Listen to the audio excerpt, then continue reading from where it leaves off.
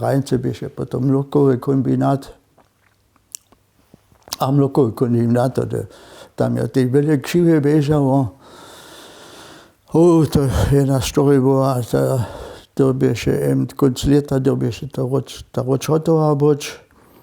A to nebeše potom ještě dávno, protože tady tu skucno, tu беше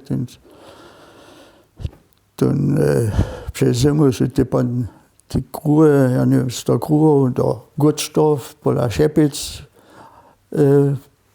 dovezli pizzu a lidi od nás, jo, když se to ličilo, to se prašám.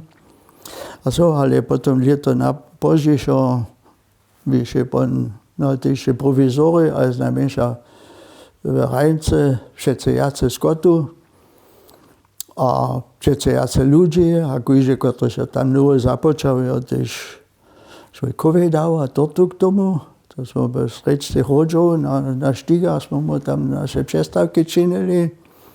A potom je też všelaké témy, když liejo to bylo, že LPG se nastává, když surové to bylo, když se ten skot z rodžou čiril.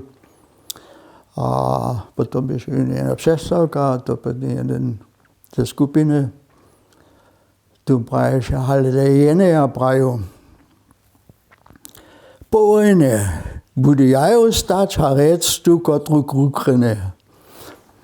To jsme se vše směli, ale na druhém boku jsme se si brali, nej, poprava tu braje, když bez krebšeleča, to se nikdy nemohl představit, also to papam bylo.